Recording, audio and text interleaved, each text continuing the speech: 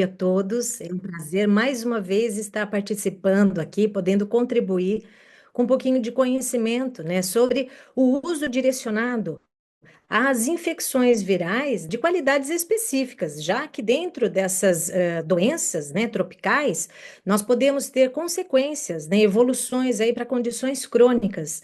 Então, para a gente poder falar um pouquinho sobre as minúcias desses tratamentos, né, todas as possibilidades terapêuticas e como aplicá-las adequadamente, vamos primeiro conhecer um pouquinho sobre um detalhe muito específico de cada uma, porque elas são semelhantes, mas com diferenças bastante apropriadas, e é importante que o profissional que vai tratar do seu paciente compreenda o como ele pode abordar para minimizar as consequências ou então pelo menos trazer qualidade de vida, porque quem tem fotobiomodulação sabe o quanto a gente contribui para melhorar, né, essa trajetória aí do paciente diante dessas infecçõezinhas virais tão chatas, né, tão complicadas aí de se enfrentar. Estamos entrando aqui, pelo menos na Baixada, hoje é um dia de chuva, é bastante intenso, então a gente compreende. Aqui teve um surto, né, há 15 dias atrás, de dengue, e estamos ainda enfrentando, apesar de alguns dados do governo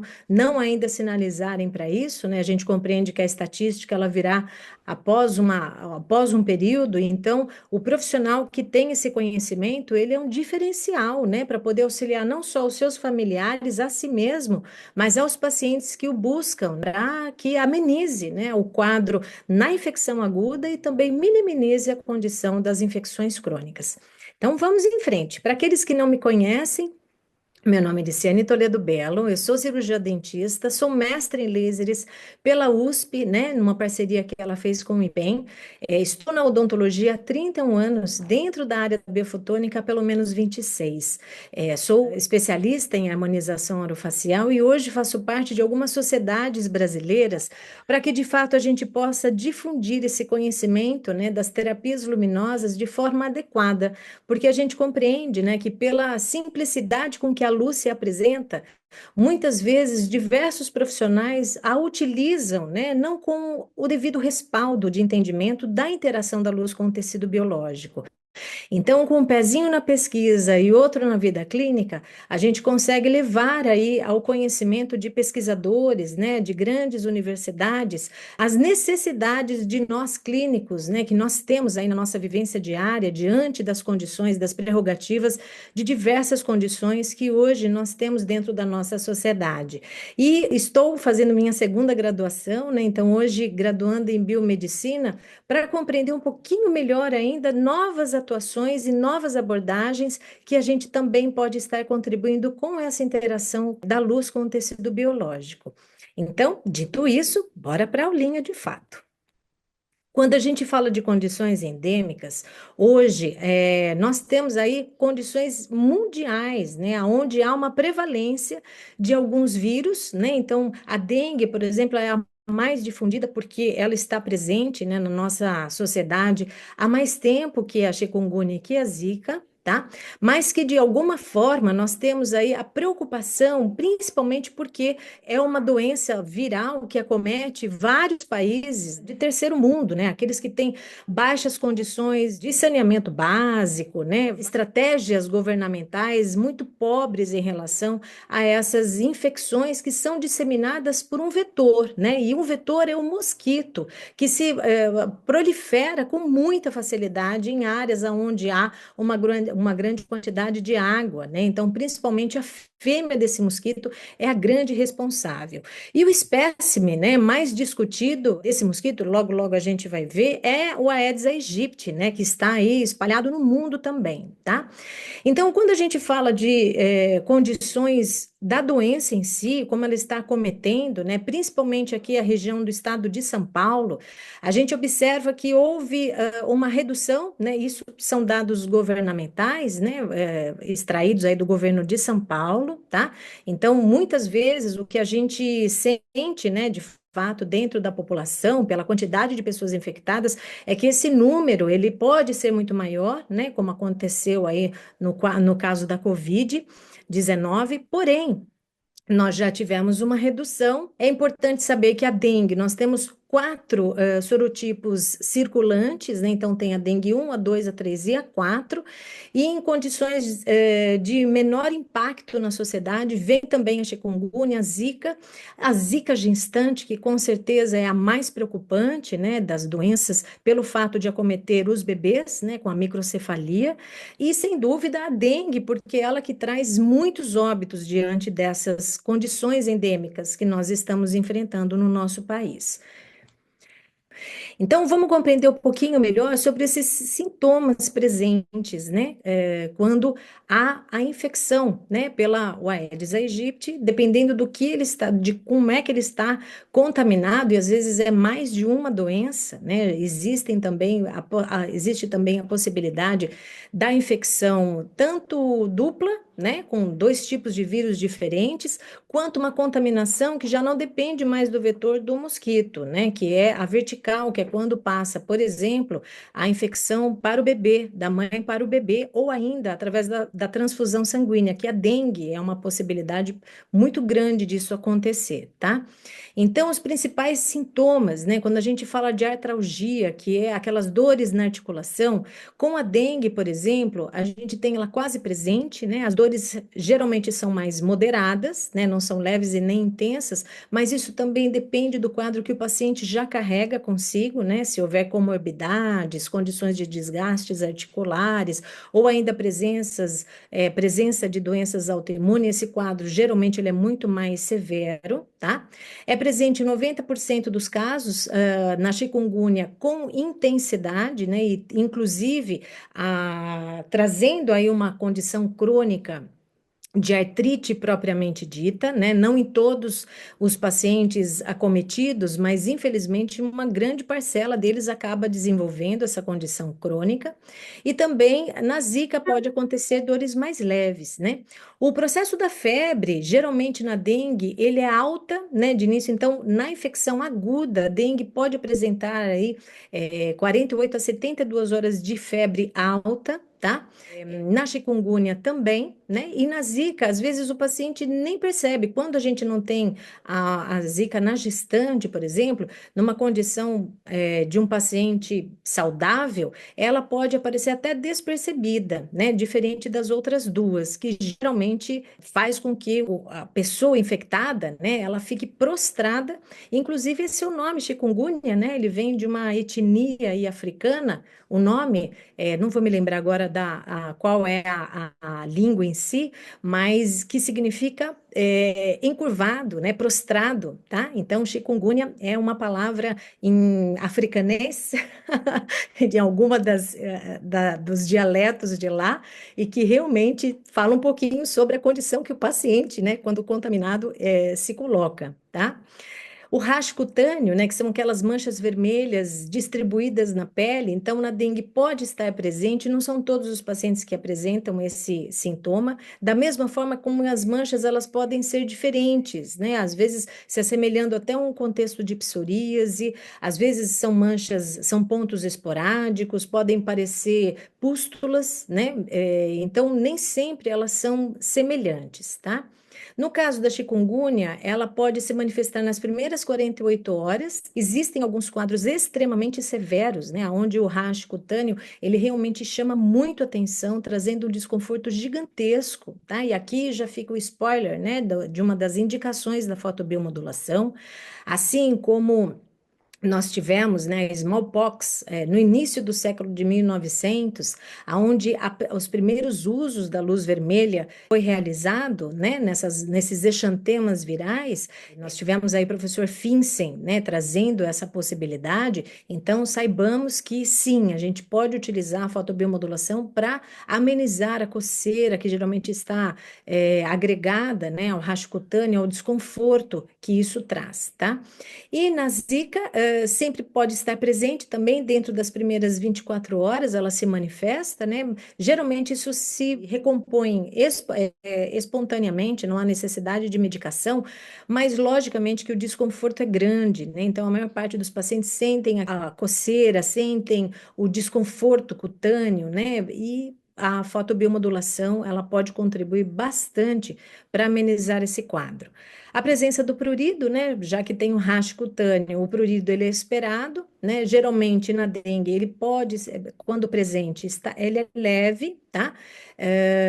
Na chikungunya também, e no Zika, quando presente, ele pode ter aí uma intensidade maior, pode ser de leve a intensa. Mas como eu falei inicialmente, gente, é sempre importante a gente compreender que alguns pacientes já são portadores de algumas condições, né? Que a gente vai discutir um pouquinho mais isso à frente.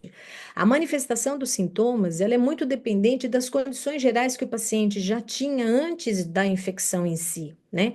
Então é por isso que quando a gente tem um paciente debilitado, né, com um eixo intestino principalmente já comprometido, a tendência é que a gente tenha sintomas mais severos, né? Logicamente que a infecção em si, ela tem alguns fatores, né? Ela é dependente da virulência do vírus, da quantidade de vírus, né, que replica no organismo, da expressão de alguns marcadores que podem ser mais intensos, os marcadores que vão levar esse vírus a conseguir penetrar dentro da célula, né? Então, da mesma forma que a COVID, ela se utilizava de uma enzima extremamente abundante no nosso organismo, que é regente aí, né, de um eixo importantíssimo, que é da aldosterona, devido ao contexto do descontrole de pressão alta, por exemplo.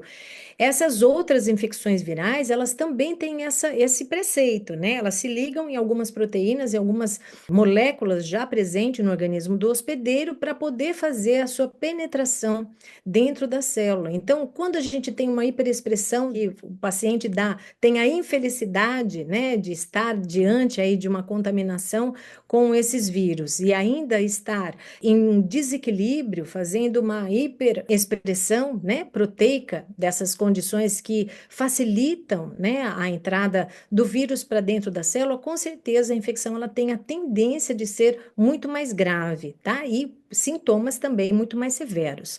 Da mesma forma que a vermelhidão nos olhos, né? Então, geralmente na dengue não tem a presença, né? A chikungunya sim, né?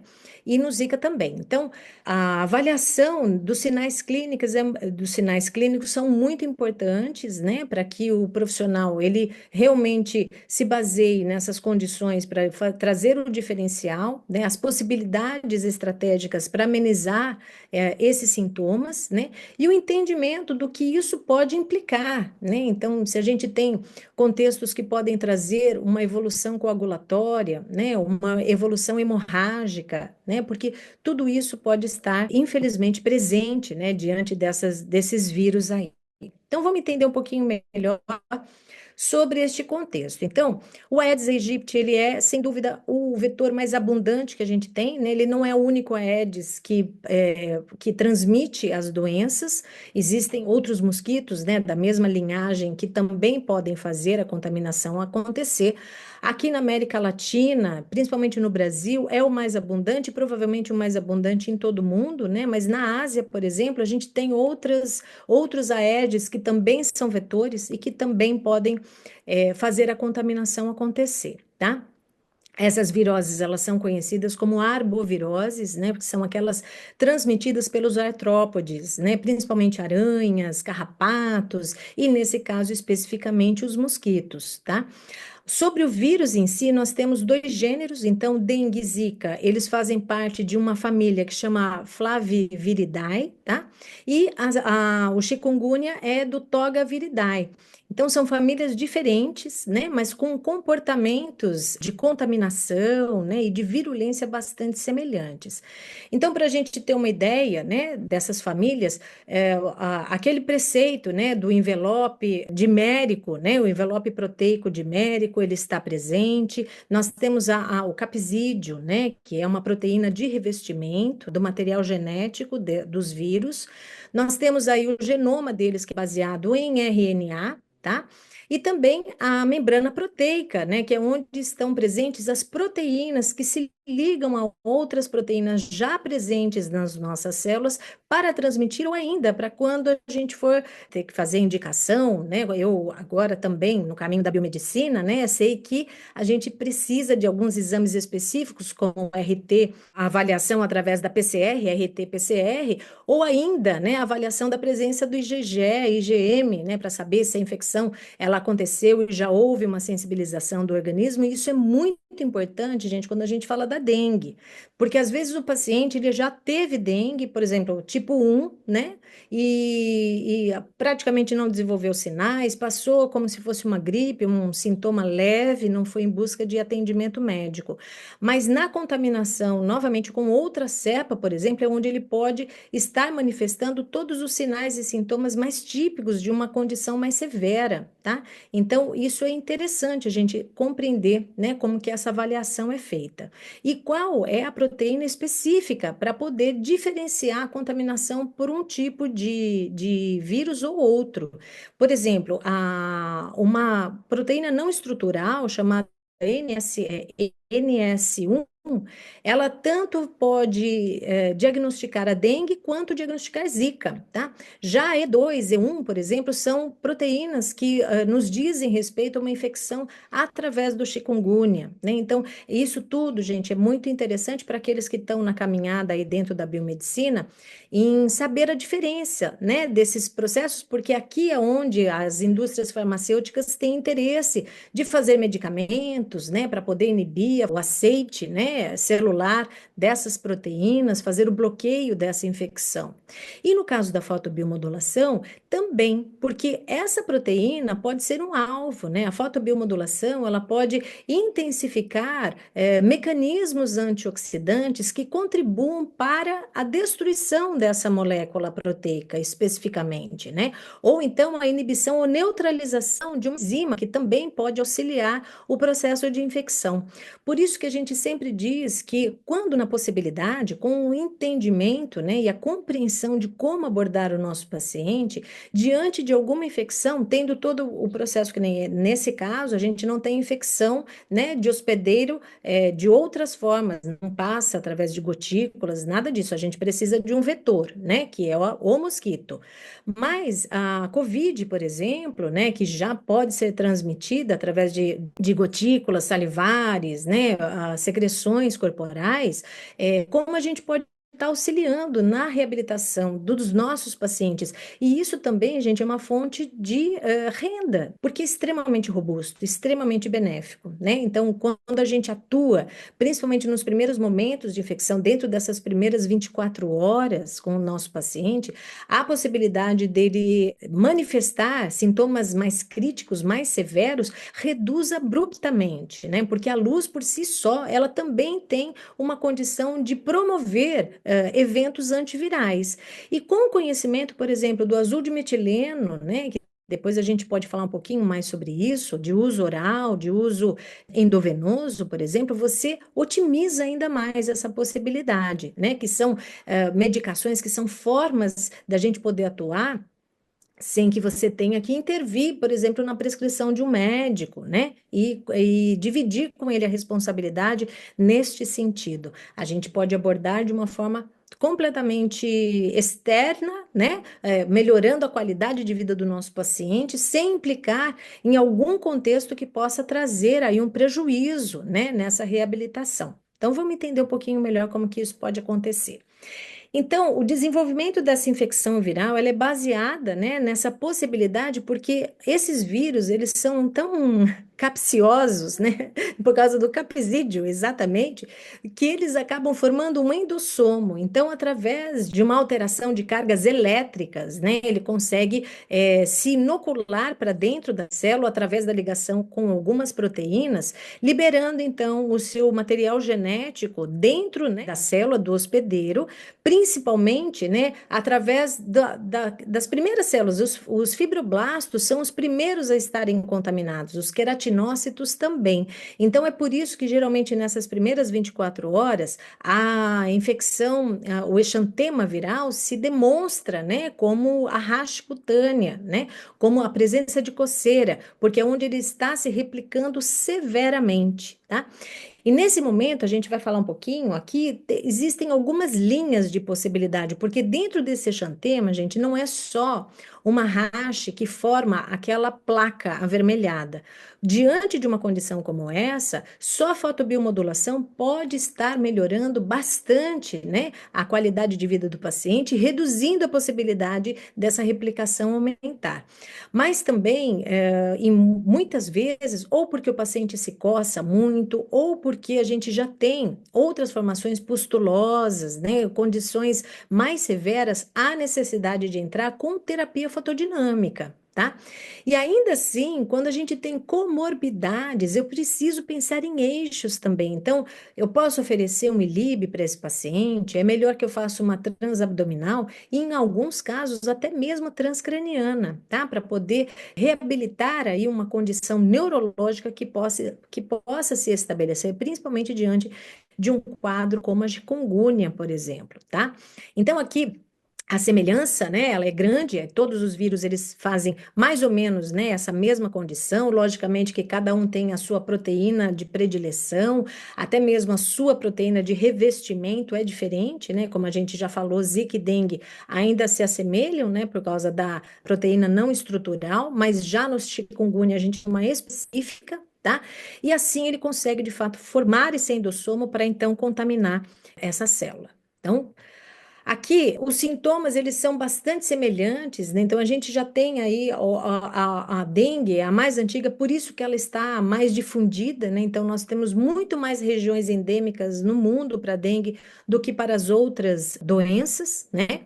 Mas a forma como ela se contamina, como ela contamina o hospedeiro, né? E a forma como ela se manifesta, elas podem ser semelhantes e por isso que é tão crítico, né? O próprio entendimento do diagnóstico a ser realizado e também da projeção do que aquele quadro pode trazer para o paciente é muito importante, né? Porque na dengue, uma condição hemorrágica, na chikungunya, uma condição de artralgia que pode evoluir para uma artrite, né? Especificamente, e isso hoje não há consenso na literatura ainda, né? Há linhas de pensamento que tentam compreender melhor como a chikungunya faz isso, possivelmente ativando o sistema imunológico, né? Diferente da dengue, que ela traz um dano para as paredes endoteliais, né? Então, é por isso que ela acaba tendo aí o seu quadro hemorrágico e depois evoluindo para doenças coagulatórias, porque o organismo, ele também tem algumas chaves, né?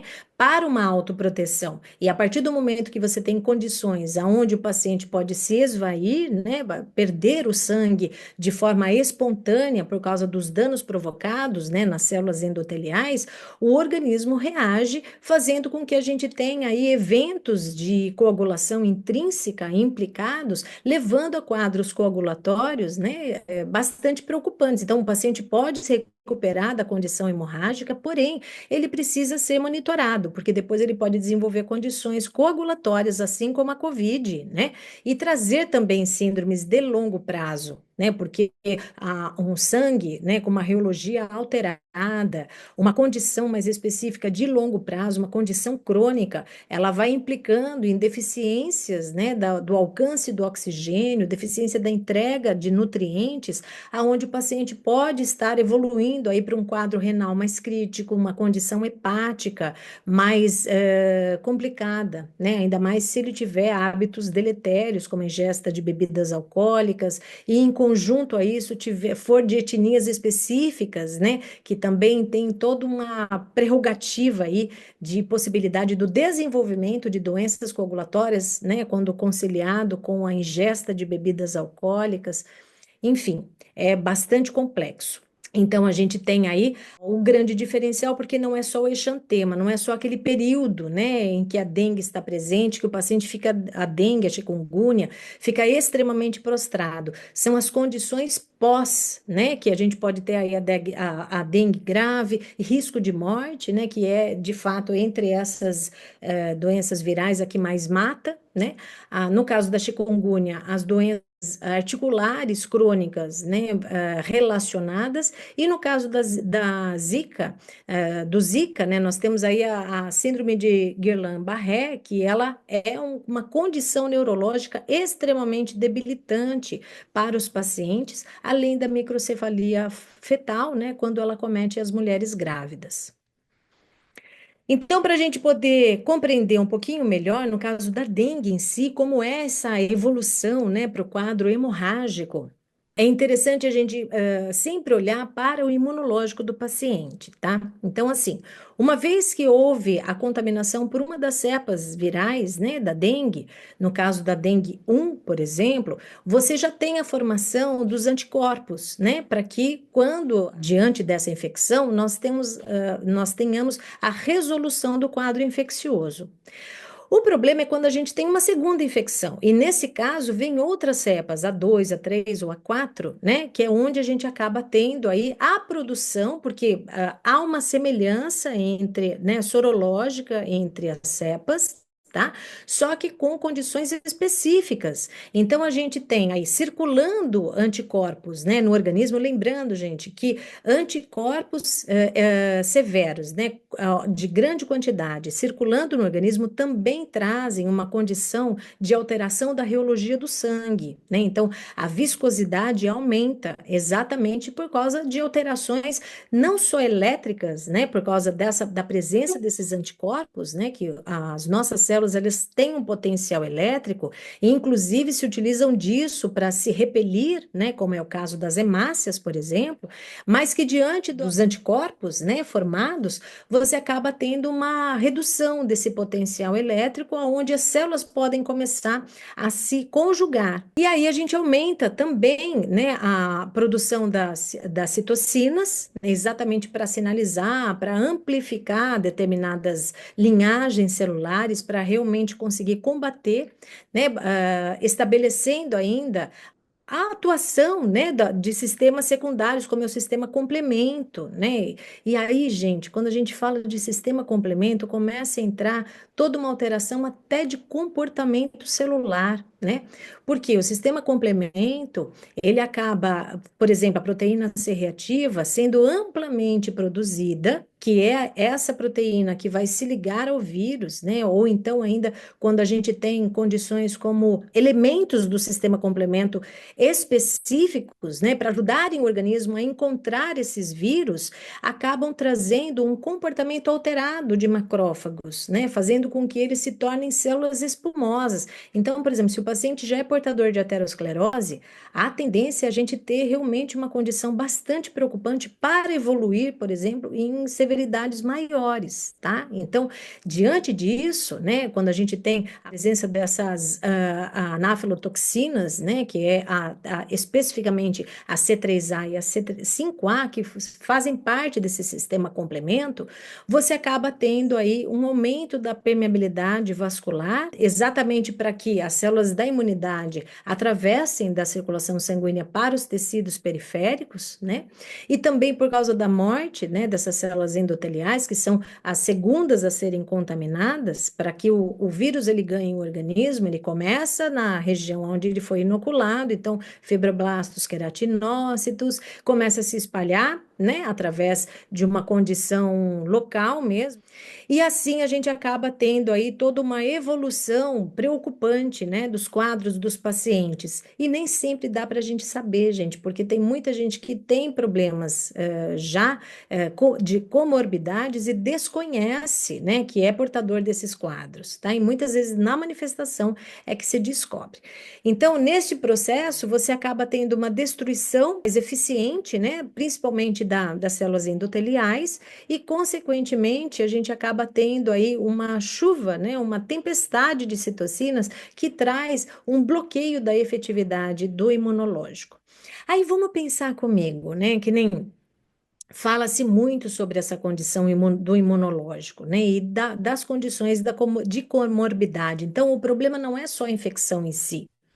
Quando o seu paciente tem esses quadros, geralmente a gente tem que ter um olhar para o eixo intestino, né? Porque se essa imunidade, ela previamente já está adaptada a uma condição de infecção presente, né? Ou já uma infecção crônica presente, então a possibilidade dela evoluir de uma forma ruim, né? Ou de uma forma deletéria é muito grande, né? Então é por isso que às vezes a gente precisa parar e pensar dentro das possibilidades terapêuticas que a gente pode oferecer naquele quadro específico do seu paciente, não só pela infecção em si, tá? Que é sobre isso que a gente vai falar em relação à fotobiomodulação.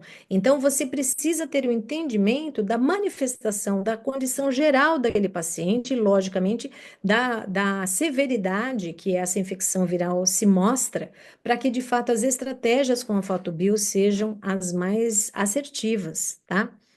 Quando a gente fala ainda, né, sobre essa condição de hiperexpressão de citocinas, né, sempre lembrando, gente, que existe uma condição muito eficiente que a fotobiomodulação, ela tem uma atuação bastante específica. Então, a fotobio, quando ela irradia células, sejam aquelas que estão ao entorno do tecido danificado, né, daquelas que foram acometidas, das células que morreram, né, diante da replicação viral, que estão se comunicando através do estabelecimento, né, de citocinas comunicantes para que o imunológico venha e faça sua função.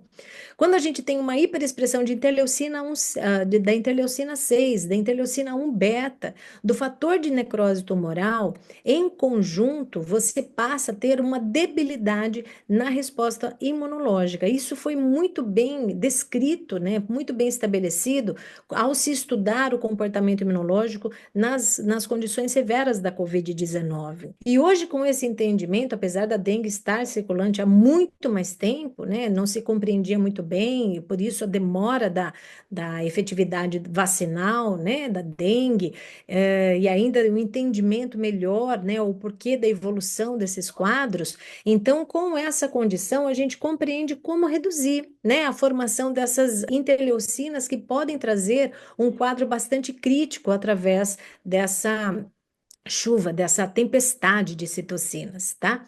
E aqui é um ponto importante aonde a fotobiomodulação pode ser extremamente eficiente para que a gente possa ter um quadro melhor, uma evolução melhor.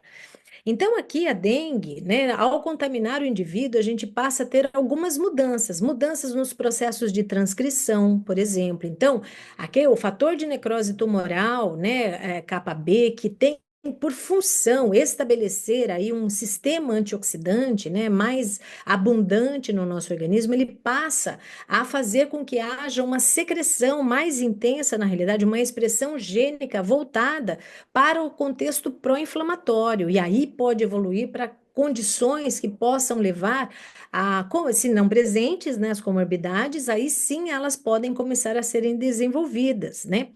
A produção de proteínas, então, logicamente que quando a gente tem uma contaminação viral, é como se ela usasse a nossa fabriquinha, né, para tudo aquilo que a gente precisa para a manutenção do nosso organismo, que faça e esteja à mercê da replicação viral, tá? Então você passa a ter aí uma condição muito mais crítica, né, em relação à remodelação tecidual, à evolução, né, de contextos fisiológicos de normalidade. Fica tudo comprometido, né?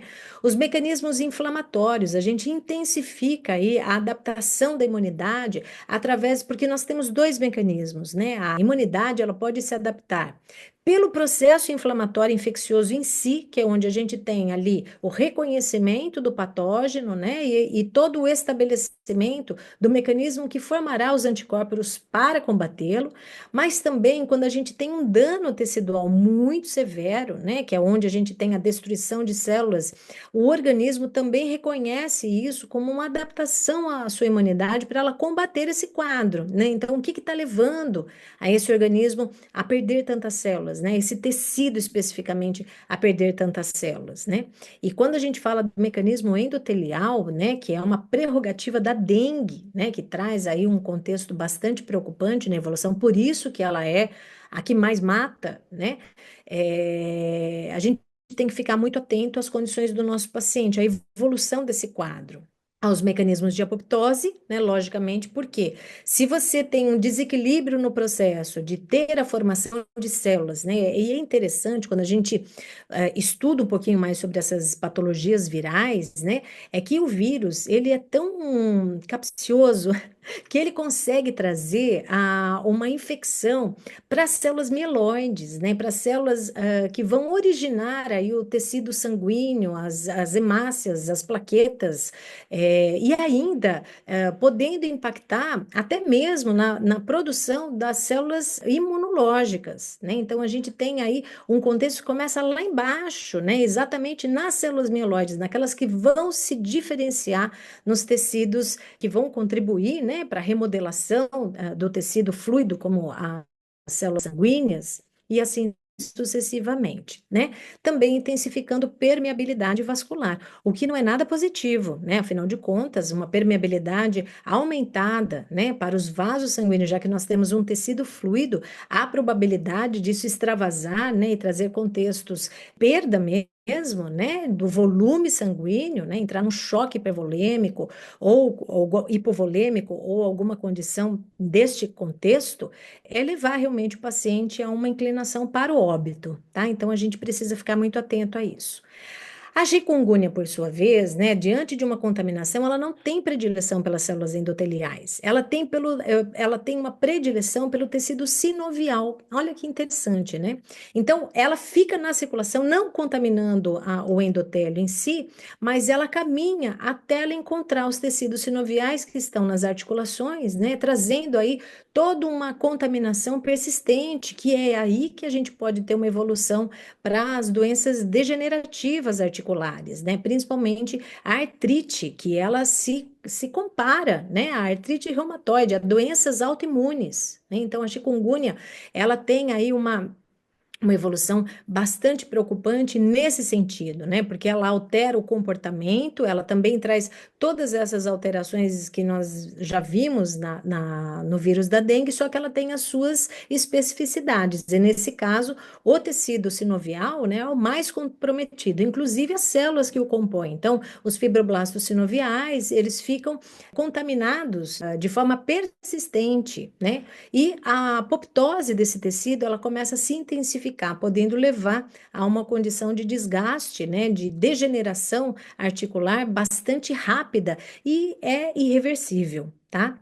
Então, aqui, quando a gente olha, além de tudo, né, os macrófagos sinoviais, que eles começam a expressar, né, mais intensamente alguns componentes, né, que vão desencadear mecanismos pró-inflamatórios, é onde, de fato, a artrite crônica ela se estabelece, né? Ou ainda outras condições de artralgia podem evoluir para uma condição mais severa, inclusive, tá? Então, não é só a artrite em si, a gente tem algumas formas disso evoluir, mas o fato é que todas elas estão estabelecendo um contexto degenerativo que vai implicar em dor. E aí o paciente ele sente desconforto por um tempo longo, né? Às vezes 2 anos após uma infecção de chikungunya ainda tem desconfortos específicos, né? Então é por isso que a gente precisa estar atentos, né? Diante de uma infecção já diagnosticada ou ainda para ser diagnosticada, nós podemos estar aí assessorando o nosso paciente, né, em todo o seu quadro,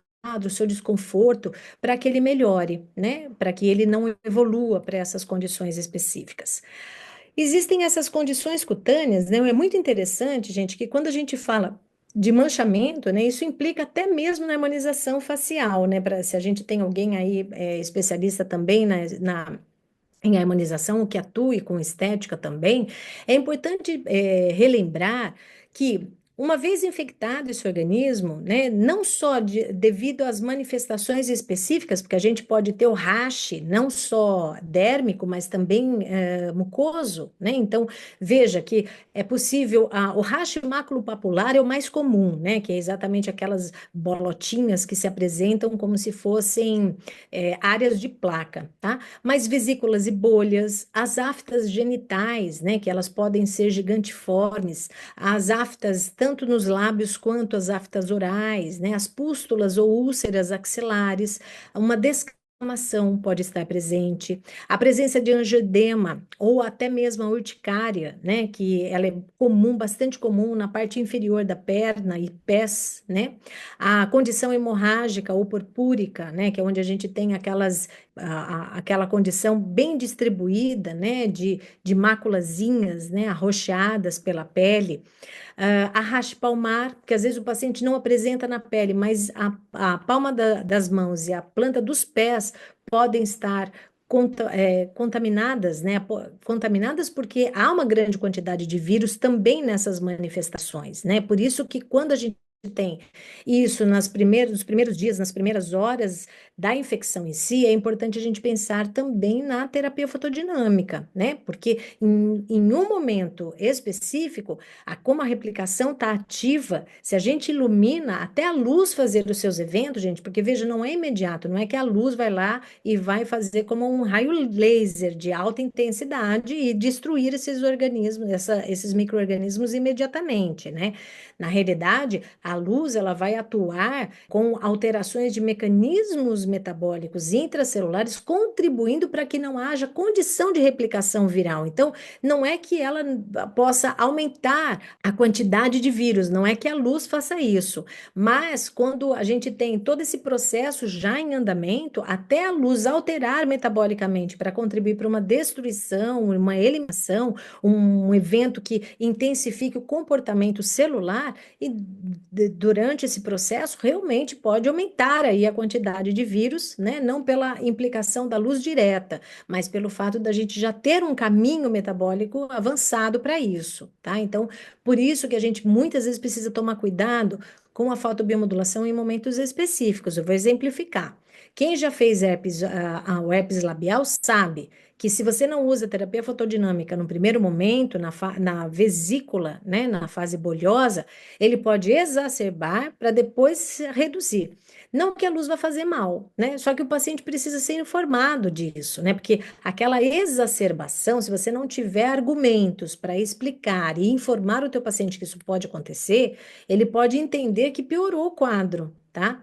E não é isso que acontece. A luz ela não vai aumentar a replicação viral, porém, até ela conseguir reajustar todo o estresse oxidativo estabelecido, ela precisa de um prazo, né? Porque não é a luz em si que precisa, mas a célula, né? Que recebeu aquela energia, começa a ajustar os seus caminhos metabólicos até ela conseguir intensificar a produção dos antioxidantes para impedir a replicação desse vírus, né? Para alterar o mecanismo que ele utiliza para a produção das suas proteínas, replicação do seu RNA. Durante esse período, a gente pode continuar tendo, né, a replicação do vírus. Então, por isso que a gente tem que ficar atento. Entre outras circunstâncias, né, que podem aparecer, dermatite seborreica, a semelhança de dermatite seborreica, ainda a exacerbação ou aparecimento para quem já é portador da psoríase, um agravamento do quadro, né, ou então quadros semelhantes à psoríase, né, entre outras condições. Então, tem várias formas disso se manifestar, né? Então, olha só que interessante, como não é para todo mundo da mesma forma, tá? Então, quando a gente olha, né, isso através dos estudos, né, que buscaram compreender melhor como isso acontece, a gente observa as áreas, né, de queratinócitos, fibroblastos comprometidos, né, onde houve a contaminação viral, e é por isso que em alguns casos, onde já existe uma debilidade, um comprometimento do eixo intestino, gente, hoje a gente relaciona muito, né, manifestações cutâneas, gravidades de manifestações cutâneas com condições do trato digestivo do nosso paciente, tá? Então, para aqueles que vão abordar, é importante ter esse conhecimento para saber como fazê-lo, porque muitas vezes a fotobiomodulação ela não deve ser entregue somente no local. A terapia fotodinâmica, ela não vai só atuar de forma local, porque se a gente muitas vezes usa só essas estratégias locais, nem sempre isso é tão eficiente quanto a gente, de fato, evoluir aí, né, num entendimento maior para compreender o porquê de uma manifestação mais severa em um paciente e mais leve em outro paciente, tá? Principalmente em crianças, né? Que as crianças, elas, quando alguma debilidade já vem aí de uma outra virose, né? A criançada em fase de prezinho. Então, assim, é muito importante a gente saber como atuar, tá? Então, vamos falar agora mais especificamente como a luz pode nos auxiliar, né, para que a gente possa realinhar essas respostas metabólicas para superar os sintomas e minimizar essa virulência viral, né, já que esses vírus, eles são extremamente agressivos, tá? Então, a primeira coisa que a gente precisa sempre compreender é que a luz, ela vai beneficiar o metabolismo energético, né? Quando uma lesão ela evolui, a replicação viral acontecendo dentro da célula, né? Vocês imaginem o contexto do estresse oxidativo estabelecido, né? A presença de um RNA diferente, né? Estranho para aquele metabolismo intracelular dentro do citoplasma até alcançar o núcleo, né? E conseguir converter todo esse mecanismo para si mesmo. Quando a gente tem a presença, né, de um metabolismo energético razoável, bem estabelecido, a doença muitas vezes ela evolui de uma forma muito atenuada, né? Porque o metabolismo energético potencializado, ele realmente vai conseguir superar. E aqui, gente, eu faço sempre um alerta. Muita gente usava na época da Covid, né? E aqui também vai ficar esse spoilerzinho aí, falando sobre contextos preventivos que a fotobiomodulação pode trazer. Veja, existem termos que eles não cabem, tá? Prevenção, por exemplo, é um deles. Por quê? Para você prevenir uma infecção viral, você precisa já ter estabelecido a presença de anticorpos. A luz, ela não constrói anticorpos, né? A luz, ela vai beneficiar o sistema imunológico para que, com um metabolismo adequado, ela tenha competência em, por si mesma, atuar, fazendo com que esses anticorpos sejam metabolizados, né? Para que ele possa ter a sua atuação de destruição viral, né, de destruição desses micro-organismos, né, de destruição do vírus em si. A luz, ela pode beneficiar o metabolismo energético, ela potencializa a proteção mitocondrial, né, exatamente por causa do equilíbrio, do ajuste metabólico que ela traz, da sua atuação antioxidante, do seu aprimoramento dos eventos metabólicos, né, não enzimáticos e enzimáticos, tá? Ela traz a regulação metabólica, então a luz ela pode ajustar caminhos, né, e evitar aí a liberação de algumas proteínas que vão desencadear, né, uma apoptose, uma perocitose, enfim, tá? E por isso que a gente tem essa ação redox, um modulador imunológico, porque assim como ela atua nas células locais, né, para reajustar todo esse processo, nas imunológicas também.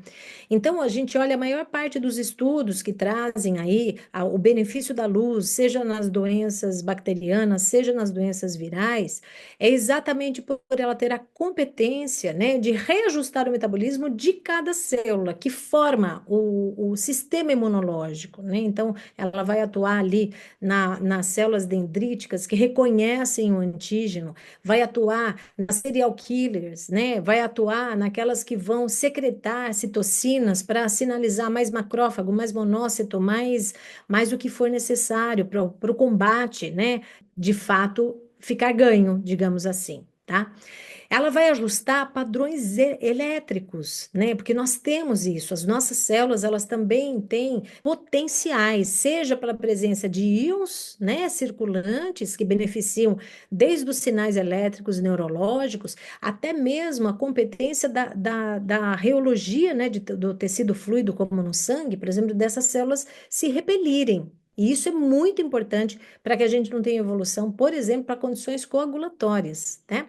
E modulador inflamatório. Então, a luz ela também vai conseguir fazer com que a regulação das citocinas aconteça, né? Então, ali aquela área danificada que vai estar trazendo toda uma prerrogativa imunológica para adaptação dessa imunidade, seja pela presença do antígeno, seja pela condição, né, da destruição do tecido em si.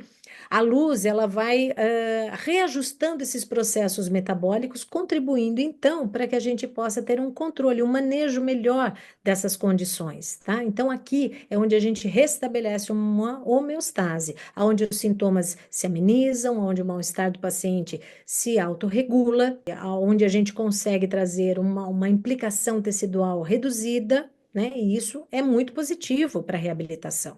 Então, em termos de aplicabilidade terapêutica, a fotobio ela pode ser utilizada como uma irradiação local, né, que é onde a gente tem o relacionamento característico, né, da necessidade na região que receberá o tratamento. Então, veja, as manifestações dentro dessas 24 horas que implicam rash cutâneo e condições cutâneas, a fotobiomodulação local, ela vem contribuir para este fator, né?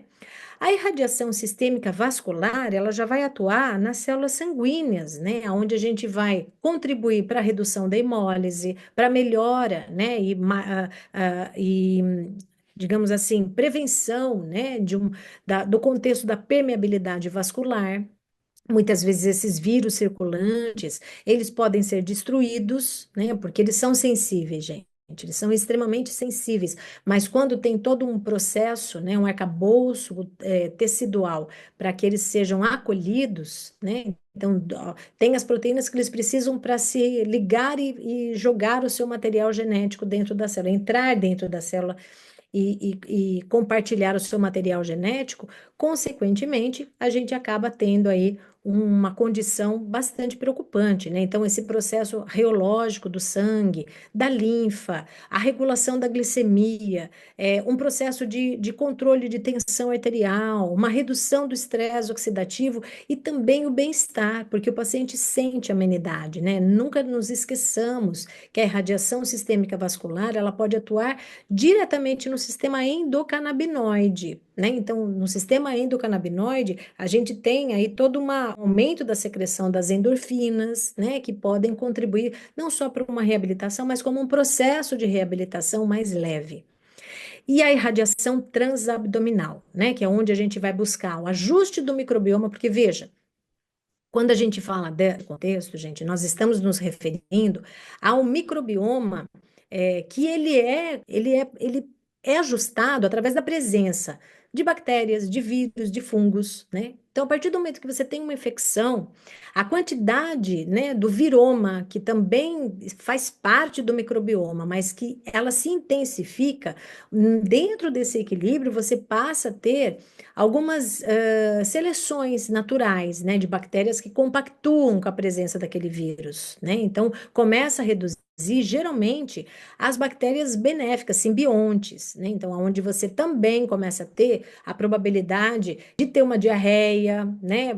Em conjunto, alguns pacientes, eles manifestam, né, uma condição diarreica junto, né?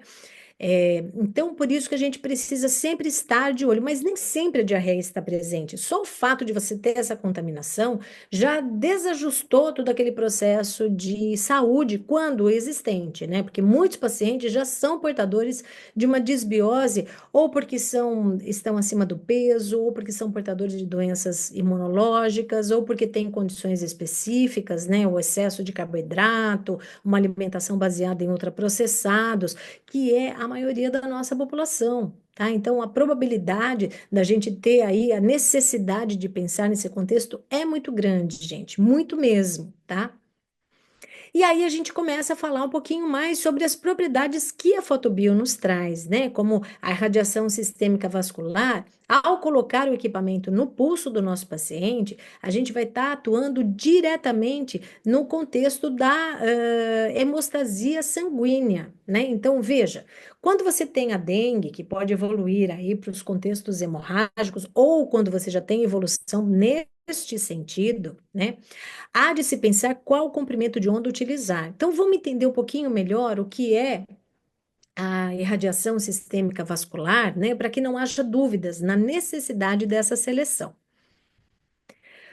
Então, o ILIB em si, né, que muita gente conhece, a fotobiomodulação vascular é uma forma, um ILIB modificado, né? O ILIB, ele acabou sendo desenvolvido aí na Rússia na década de 80, né, por pesquisadores russos que estavam em busca de melhorar a qualidade na reabilitação dos pacientes politraumatizados, né? E eles descobriram que utilizando a luz vermelha eles conseguiam não só fazer com que houvesse uma redução da formação de coágulos, com que os edemas fossem imediatamente manejados, né? Porque dentro de um restabelecimento de um politraumatizado, qualquer questão pode ser bastante preocupante para que essa pessoa volte a falar, né? Volte a respirar sozinho, sem ajuda de equipamentos, né?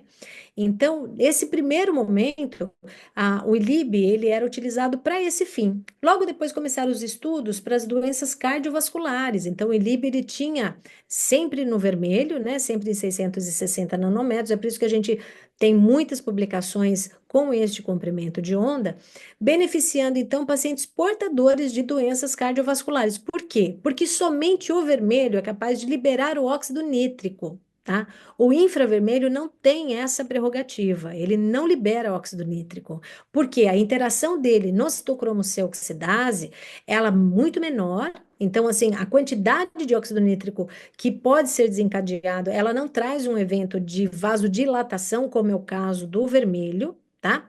E que, quando a gente pensa no contexto da dengue em si, gente, já há algumas limitações a serem, né, pensadas nos 660 nanômetros. Por quê? Eu preciso sim melhorar a reologia do meu paciente, porém, será que uma vasodilatação para uma vasculatura que esteja com comprometimento de permeabilidade é positivo? Tá? Então a gente começa a pensar nesses fatores também, tá?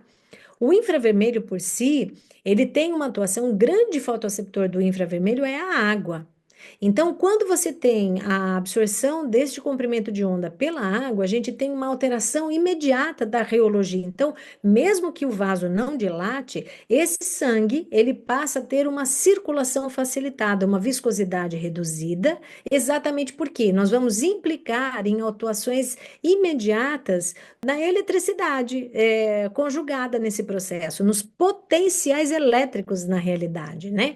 Então você começa a ter um restabelecimento da capacidade de repelência entre as células, né, principalmente entre as hemácias, que são as mais abundantes, reduzindo a possibilidade de formação de coágulos, independente do que você tem ali no contexto de permeabilidade, porque há uma tentativa de compensação no organismo, a gente nunca pode se esquecer deste processo que já existe. Então, há uma tendência hemorrágica, por outro lado, a coagulação intrínseca também é esperada, né, e por isso que o infravermelho pode ser de grande auxílio para melhorar a circulação, sem implicar na vasodilatação pertinente ao uso da 660 nanômetros. Mas vamos continuar. Então, assim, para aqueles que já estão, né, sabidos aí do infravermelho, que já fizeram cursos conosco, né, comigo, com a Karen, que vem acompanhando o canal aí de cursos há bastante tempo, sabe o potencial da luz. Mas para aqueles que estão chegando hoje, né, que deve estar com a cabecinha assim, com várias dúvidas, fala, nossa, meu Deus do céu, quanta coisa que tem para estudar. Sim, só para a gente compreender, tá? Nós estamos falando de luzes terapêuticas estabelecidas, né, neste amplo espectro eletromagnético, restrita ali nas luzes visíveis, que é onde a gente tem, de fato, a contribuição terapêutica sem implicar em outros eventos, né? Então, ali onde a gente tem do violeta ao infravermelho próximo, nós conseguimos atuar diretamente nas células para alterar metabolismo, quando diante de algum contexto estratégico e em desequilíbrio acontece, né? Porque se a gente irradiar uma célula sã, nada acontece, porque ela já está normal, né? Ela já está com o metabolismo adequado. Aquela luz ela se dissipa e ela não vai ter nenhuma implicação robusta, visível. Agora, quando a gente tem um contexto do estresse oxidativo estabelecido, diversas possibilidades dentro desse espectro eletromagnético acontecem, né? Então, nós temos aí comprimentos de onda que tem mais afinidade por determinadas células. Nós temos aí comprimentos de onda mais específicos para determinadas funções, né? Então, quando você precisa atuar, por exemplo, no contexto neurológico, né, característico do chikungunya, onde você tem a presença de dores, de artralgias, o infravermelho pode ser utilizado não só para manejar e controlar esse mecanismo doloroso, né, trazer aí um controle desse processo álgico, mas também contribuir para que o mecanismo degenerativo não se estabeleça. Outra circunstância, dependendo de como esse paciente evolui, né, a haste, por exemplo, o tecido cutâneo, ele aceita muito bem a luz vermelha, né? Ele, aliás, ele tem uma afinidade muito grande com esse comprimento de onda. Por quê? Porque aqui os eventos anti-inflamatórios, antioxidantes, são os de predileção, tá? Então, é por isso que a gente vai estar atuando com esse comprimento de onda quando a gente tem essas manifestações cutâneas, né? Na sua diversidade. Só lembrando, gente, que quando há um exantema evidente, né? Mais com ruptura tecidual, onde a descontaminação é necessária, nós precisamos usar o azul de metileno, né? Porque aqui se estabelece a necessidade da terapia fotodinâmica, tá? Então, é exatamente isso. Aqui nós vamos intermediar, né? O que nós vamos propiciar é fazer com que uma energia radiante seja transformada dentro da célula em energia elétrica, em energia química e eletroquímica, tá? Porque é onde a gente passa a ter os eventos metabólicos reajustados através deste mecanismo, tanto eletroquimicamente quanto a condição química, que é exatamente a transformação estrutural. Então, quando a luz vermelha reage no citocromo C oxidase, é exatamente essa transformação que acontece, porque é deslocado ali o terminal nítrico, né? A gente tem ali, juntamente com a parte central, né, do citocromo C oxidase, associado a ele, um componente molecular que ele é liberado, né, diante de uma alteração estrutural que acontece no citocromo C oxidase, que é exatamente o óxido nítrico, tá? E quando a gente fala da luz infravermelha, ela tem a contração das ligações das pontes de hidrogênio, né, ela contrai essa ligação, fazendo com que o rolamento entre essas moléculas seja facilitado. É por isso que a gente atua na linfa, por isso que a gente atua na reologia do sangue, e inclusive na reologia citoplasmática também, contribuindo assim para a deformabilidade dessas células, por exemplo, das hemácias, em conseguirem alcançar capilares sanguíneos finíssimos, né, que estão lá nos tecidos, principalmente quando a gente fala de tecidos periféricos externos, né, caminhando para a exteriorização, tá? Então, aqui o ILIB, essa técnica aqui foi idealizada, né, pelos pesquisadores russos, tá? Então, o que a gente faz é uma alteração mesmo da técnica, né? Porque ela já não penetra, a gente não precisa penetrar, graças a Deus, porque isso tornaria a técnica bastante complexa de ser realizada, ou pelo menos mais complexa, tá?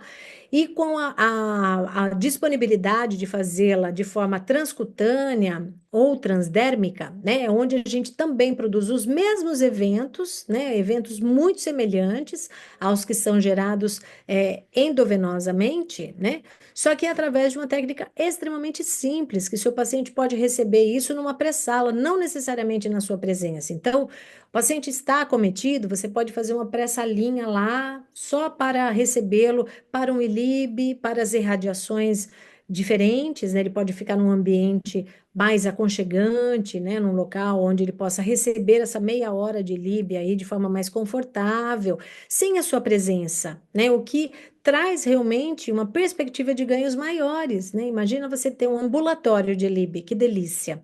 Vários pacientes sendo atendidos ao mesmo tempo, os que estão gripados, né, de forma individualizada, que é uma busca da nossa sociedade hoje. Muitas pessoas estão, né, dispostas a buscar alternativas porque se observa que a medicina convencional ela tem um stop, né, ela tem um limite de atuação, aonde exatamente essas estratégias, né, que são muito pouco difundidas pela indústria farmacêutica, exatamente porque, gente, não há, né, patentes prolongadas, o uso da luz, né, que pode contribuir extremamente para a melhora do quadro dos nossos pacientes.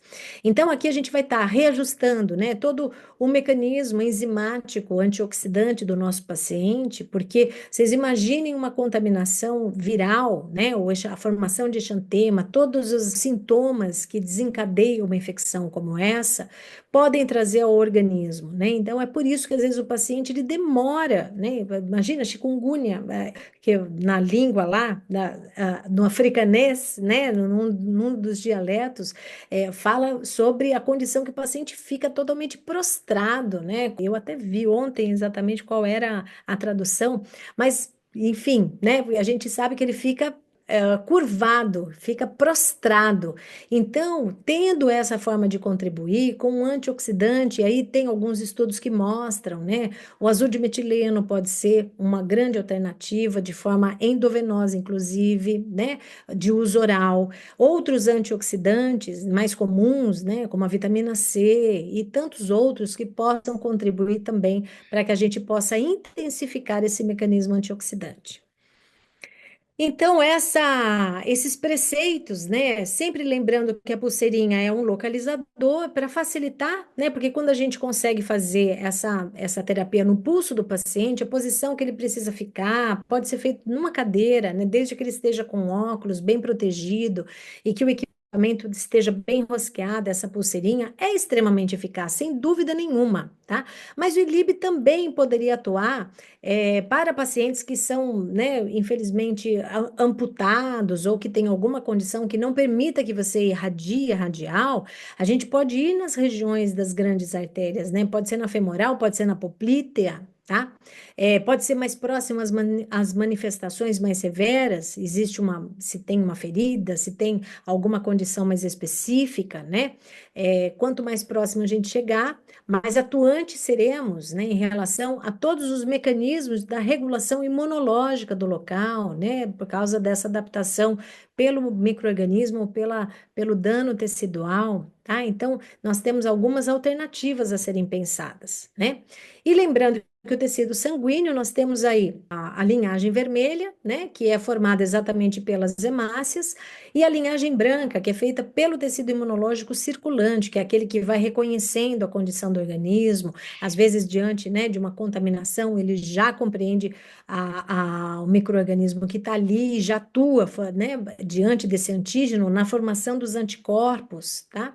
Então, essa reologia, gente, agora você imagina se você tem uma alta viscosidade, a dificuldade, né, dessas células em fazerem o seu trabalho, em levarem o oxigênio, no caso das hemácias, em reconhecer os vírus, aí já vai, né, trombando aí as outras células para o meio do caminho. Então, a reologia precisa ser pensada, né? Então, hidratação é muito importante, mas também a luz aí contribuindo para que a gente possa ter o potencial elétrico sendo ajustado, né? Uma condição aí de atuação da imunidade, porque a célula imunológica também sofre o estresse oxidativo, né?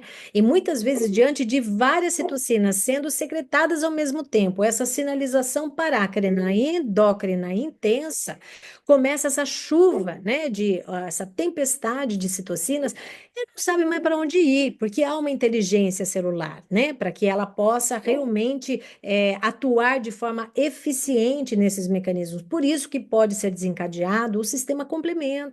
Então, quando a luz atua, ela vai estar lá ajustando o metabolismo de cada célula, né? Independente de onde ela está atuando, se ela é uma composição do tecido cutâneo, se ela é uma composição do tecido imunológico ou se ela faz parte do tecido sanguíneo, tá? Então, a gente realmente consegue trazer.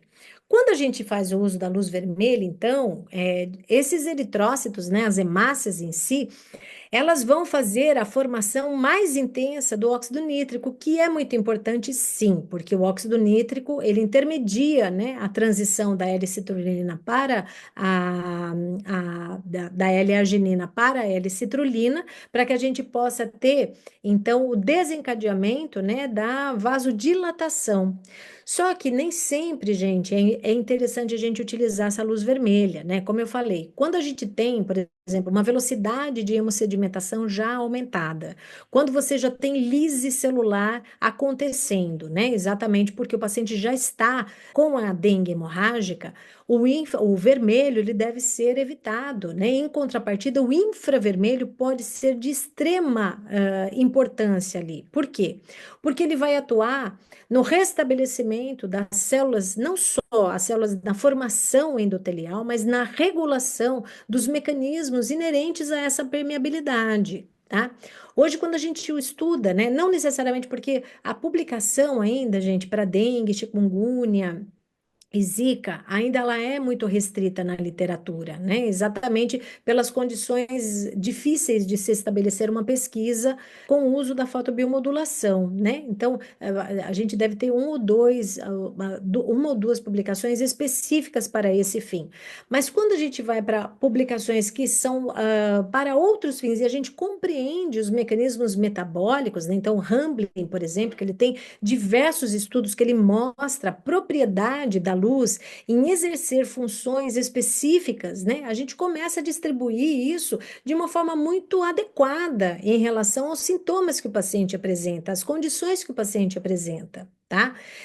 Clinicamente, ter essas estratégias é muito interessante, mesmo que a gente ainda tenha deficiências das pesquisas em si, comprovando esses resultados, porque com os meus 26 anos aí de biofotônica, e já tratado de vários pacientes, né, portadores tanto de dengue quanto a chikungunya, quanto pacientes que ficaram com as condições crônicas dessas patologias, né, a Zika também.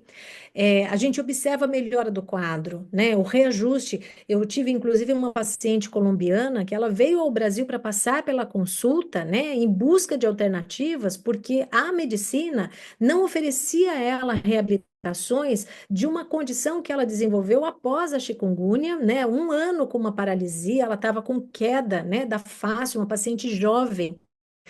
Ficou hospitalizada muito tempo, sem funções mesmo, né? De conseguir segurar um copo, e isso foi melhorando, essa reabilitação foi acontecendo, porque ela já tinha conhecimento, né, de um dos nossos núcleos aí de estudos e aulas, né, que a gente acaba tendo aqui na América Latina, e ao vê-la, né, ao compreender melhor a sua condição específica, já que jovem, né, a paciente ela não era portadora de outras comorbidades. Então, foi estabelecido um protocolo para irradiar transabdominalmente, fazer a ILIB, né? E também na região da paralisia facial, que ela estava, né, devido às consequências da síndrome de Guillain-Barré, já de um ano de andamento, melhorar a tonicidade dessa musculatura, tá? Logicamente, gente, que é um protocolo que deve ser estendido, né? Veja, a síndrome, ela é extremamente severa. Então, diante de condições mais críticas como essa, evoluiu para artrite, a gente precisa realmente conversar com o nosso paciente que a luz ela vai ser utilizada como uma medicação de uso crônico, né? Uma medicação de uso contínuo, eu acho que seria a melhor frase, restabelecendo protocolos e vendo a melhora do teu paciente. E assim, previsão de alta, uns 2 anos atuando com a terapia, né? Porque até a gente restabelecer tudo aquilo que foi prejudicado pela atuação viral, ele realmente leva um tempo, tá? Então, a gente precisa ficar atento a isso. Em relação a essa condição da luz vermelha ou infravermelha, todas essas competências que a gente precisa compreender em que fase isso está, né? Então, por exemplo, no caso dessa paciente específica, que já era portadora de uma condição de derrubamento da musculatura por uma hipofunção muscular em consequência de uma condição neurológica, né? O infravermelho vai contribuir para a remodelação, só que a luz, gente, ela não tira do bolso os insumos necessários. Então, entender o que que eu preciso ter ali, veja, eu preciso melhorar o metabolismo energético, né? Então, em conjunto com a luz, eu preciso preciso ter a B3, a B6, a B12, né? A B1, tiamina, é fundamental, né? Quando a gente vai propiciar ao organismo, né, a essas células neurológicas competentes para refazer a bainha de mielina comprometida, porque há uma decomposição dessa bainha de mielina, né? O vírus, ao contaminar essas células neurológicas, além, né, de estar aí trazendo a morte de algumas específicas, você também tem toda uma degradação, né, dessa parte que vai ser utilizada pelo vírus para que ele possa replicar. Né? Então, a gente vai ter uma alta demanda aos lipídios, uma alta demanda às proteínas, e as células do nosso organismo vão ter dificuldade em conseguir atuar para fazer a remodelação tecidual acontecer. Tá? Principalmente porque, veja, fibroblastos sinoviais, né? Então, você imagina, lá o fibroblasto que vai reconstruir a matriz extracelular, que vai reconstruir com os glicosaminoglicanos, que é o vírus que utiliza, né? Inclusive, a sua proteína é uma glicoproteína, né? Então, ele vai estar utilizando isso e vai estar roubando do nosso organismo essa competência. Então, por isso que a gente precisa sempre pensar numa suplementação direcionada, né, para que a luz ela tenha mais efetividade na sua atuação, não porque ela não tem competência para isso, mas é porque o organismo precisa dos insumos necessários para conseguir delinear o que de fato faz a diferença na remodelação do tecido acometido em si, tá? Então, sempre lembrando, gente, de que a gente não pode esquecer de primeiramente, né, saber sobre a fisiologia humana. Antes da gente compreender bem a interação da luz com o tecido biológico, né, conforme a gente vai atuar em determinado tecido ou intervir em determinada condição, a gente tem que compreender o que que nós vamos produzir ali, para saber como atuar da melhor forma. Então, por exemplo, vou atuar no sangue, a primeira coisa que eu preciso compreender é o que é hemodinâmica. O que que é hemodinâmica?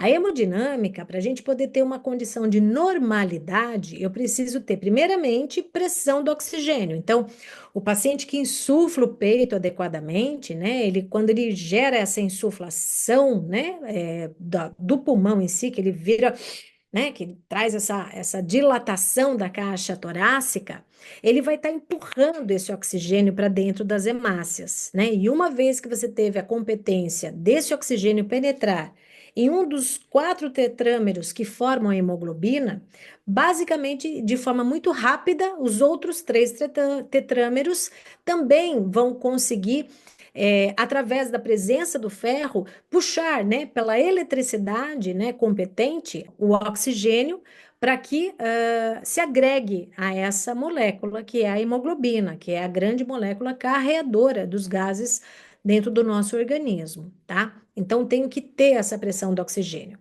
A segunda condição é a temperatura, né? Então, o nosso organismo, ele trabalha entre 36 graus e meio a 37 graus, né? Quando a temperatura está mais alta, assim, muito alta, localidades aonde está mais próximo à linha do Equador, você pode ter uma pequena alteração de 0,2 a 0,3 graus.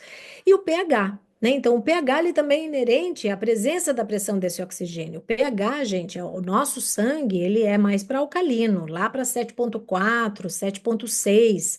Ele acidifica quando a gente tem a formação de muito gás carbônico e pouca condição do organismo eliminar, que a capacidade tampão esteja reduzida. Então, olhando esse cenário do nosso paciente, como ele está em questão a isso? É seu paciente internado, né, em condições de desequilíbrio, com uma respiração, né, precisando usar equipamentos para respirar, com a temperatura mais baixa, com um pH mais acidificado, esse paciente que tem estabelecido uma tríade da morte, sejam cautelosos com o uso da fotobiomodulação, tá?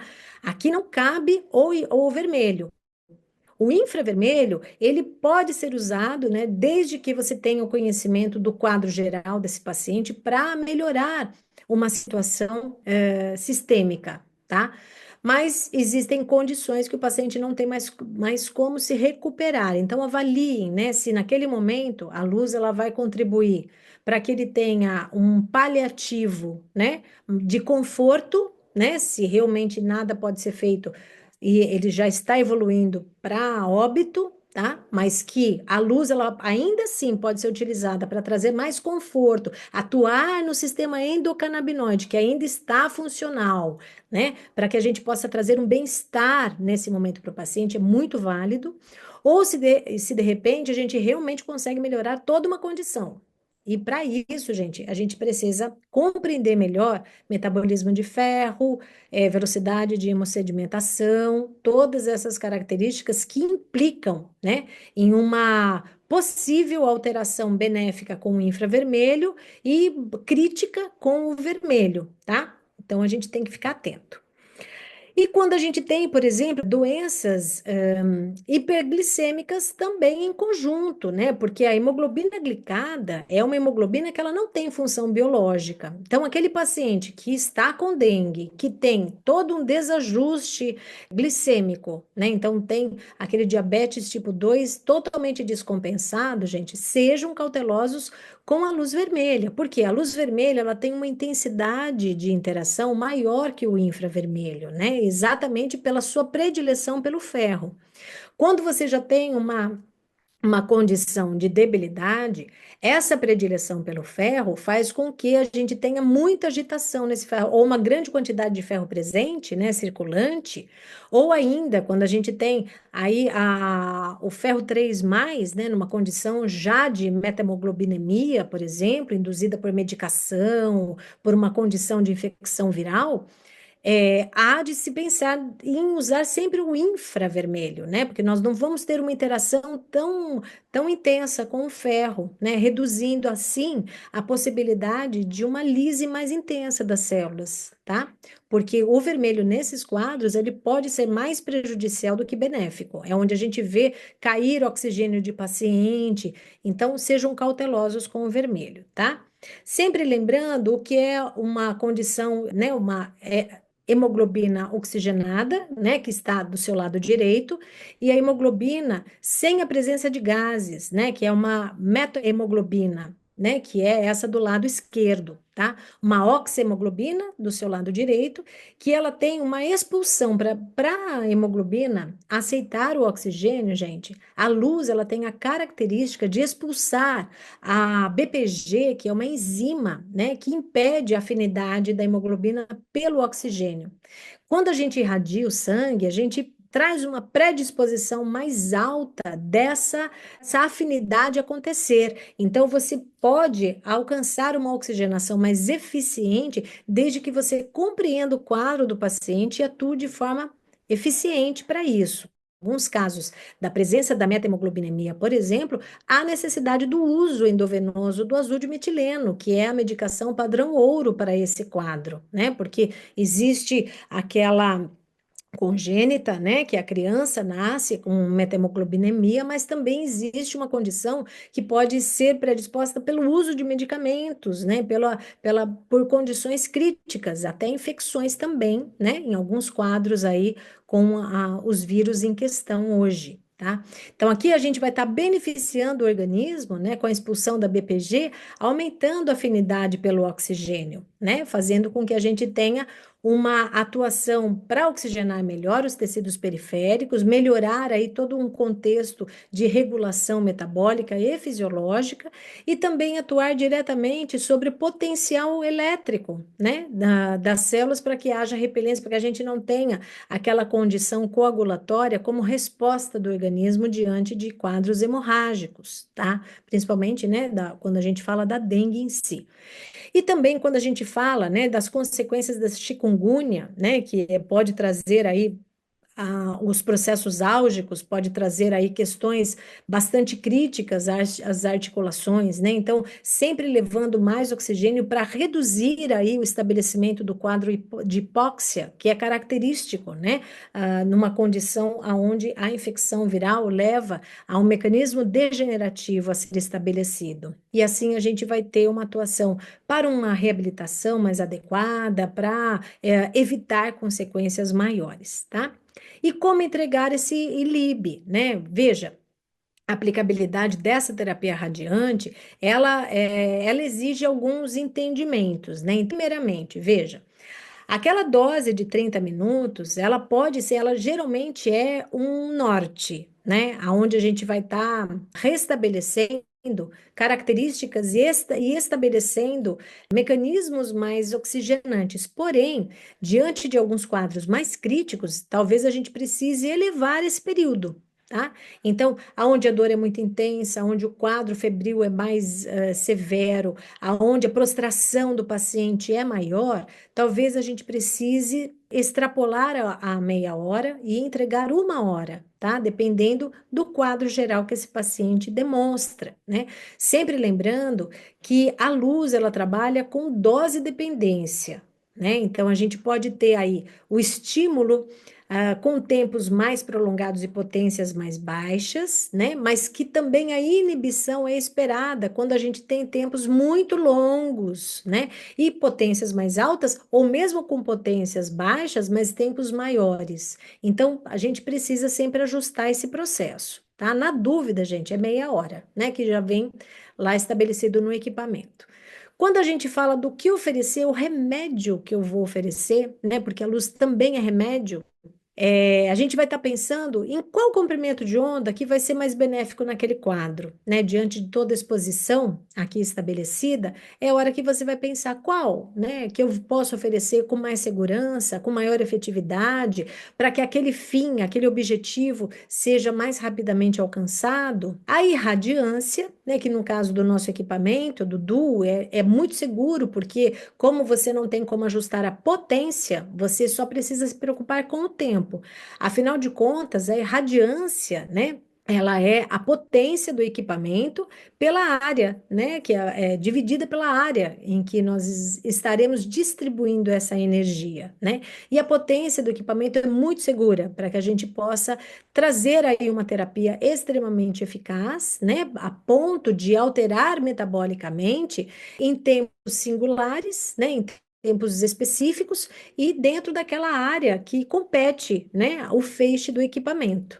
E estrutura do pulso. Nós também temos o DU, ele trabalha de forma contínua, né? Então não há preocupação de que você tenha que controlar essa frequência, né, de pulsos. Então é só ligar o equipamento e entregar a terapia ao seu paciente, tá? Quando a gente fala da dose, quanto tempo, né? Então, no caso do Du, a gente vai se preocupar com o tempo mesmo, porque é como a gente programa o equipamento, né? Mas a energia que vai ser estabelecida ali naquele ponto é saber que a cada 10 segundos, nós entregamos um joule, né? Então, um ILIB de 30 minutos, você vai estar entregando para o seu paciente 180 joules. Mas veja, não é naquela localidade, né? Naquela região onde ele está irradiando, é no sangue desse paciente. Então, isso vai ser distribuído sistemicamente.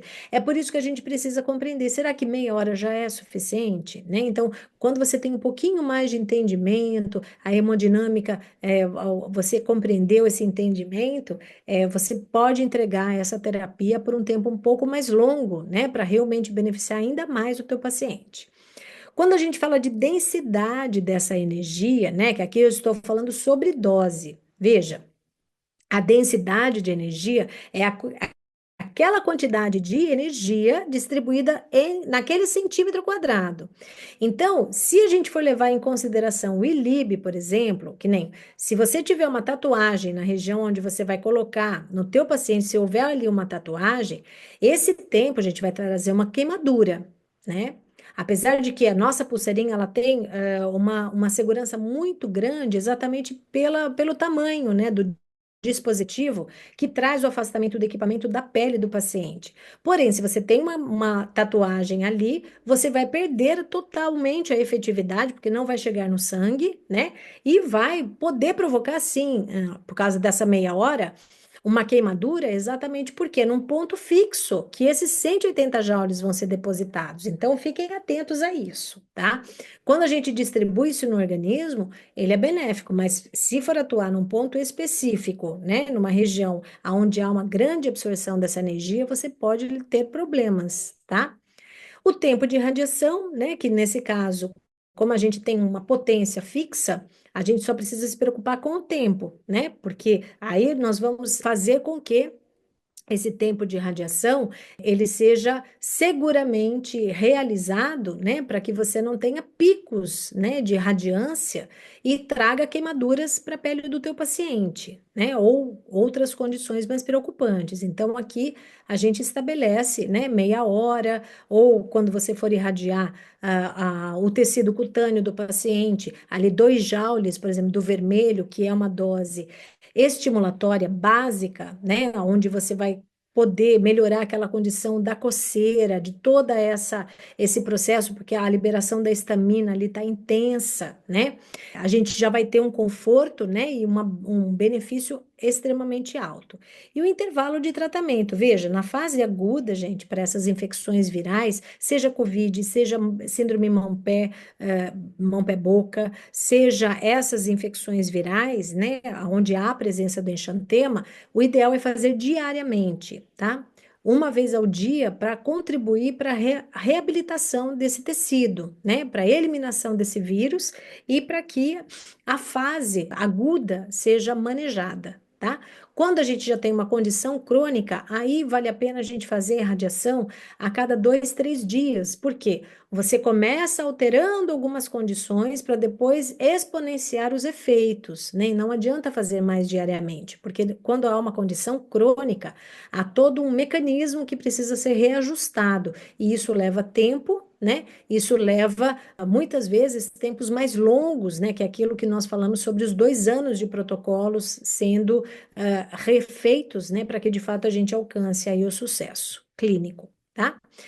Então, que fique claro aí a diferença entre o 660 e o 808, então não é a mesma coisa, tá? É importante que vocês compreendam, gente, que hoje eu tô afim de usar esse, agora eu tô afim de usar esse. Não, existem indicações específicas, tá? Para que você possa ter a melhora, né? Que também pode ser de grande benefício, gente. Só que precisa compreender melhor as condições do teu paciente para que você possa utilizar dessa forma, tá? A princípio, quando você sabe muito pouco, utilize o infravermelho, né? Porque raramente ele tem efeitos colaterais, como pode acontecer com o vermelho, mas que em condições em que o vermelho possa estar presente, que a necessidade do óxido nítrico aumenta, né? A gente pode sim contribuir muito e fazer com que a recuperação seja mais rápida ainda. Só que depende desses detalhes, tá? Lembrando aí da interação, aquilo que nós falamos da fotodisruptura, fotodissociação, né, que é uma forma da interação da luz com o tecido biológico, porque muita gente, ainda hoje se pergunta, poxa vida, mas é só uma luzinha, né? Como que isso funciona? Não, metabolicamente, gente, a molécula ela responde a essa luz, né? Alterando a sua estrutura, alterando a sua estrutura molecular de fato, né? Às vezes liberando alguns terminais, e é por isso que a gente tem sim eventos metabólicos acontecendo, né? Então não é coisa da cabeça de ninguém, é efetivo, é palpável, tá? A gente pode mensurar isso em exames séricos, através de marcadores específicos, tá? Então, a glicemia é um deles, né? A proteína C reativa é outro, a gente controla mesmo, principalmente esses eventos, né, do contexto crônico, eles ficam muito evidentes, né, dessas alterações. Então, entender isso também é uma coisa muito importante, porque você tem como pedir marcadores para saber se o teu paciente está melhorando daquele quadro, se aquela condição crônica está sendo alterada, né? Se estratégias estão sendo bem-sucedidas, tá? Senão a gente replaneja,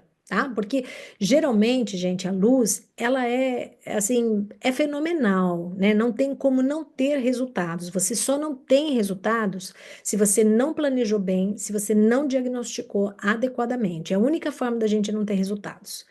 Do resto, às vezes a gente precisa suplementar em conjunto, a gente precisa usar mais de uma forma de entrega em conjunto, mas que a efetividade ela é sempre esperada. Se o teu paciente não está respondendo, reveja, né? Busque aonde pode estar sendo a falha no diagnóstico e no planejamento para que o quadro de fato se reajuste. tá? E aqui só para a gente falar da água, né? Que assim, muita gente fala, poxa, todo mundo fala do citocromo C oxidase, né? Então, aonde que a água pode ter a sua atuação, né? A sua alteração pela luz infravermelha? Sommer, em 2019, deixou isso muito evidente, gente, né? A possibilidade das contrações das pontes de hidrogênio trazerem aí uma condição da molécula em si, né?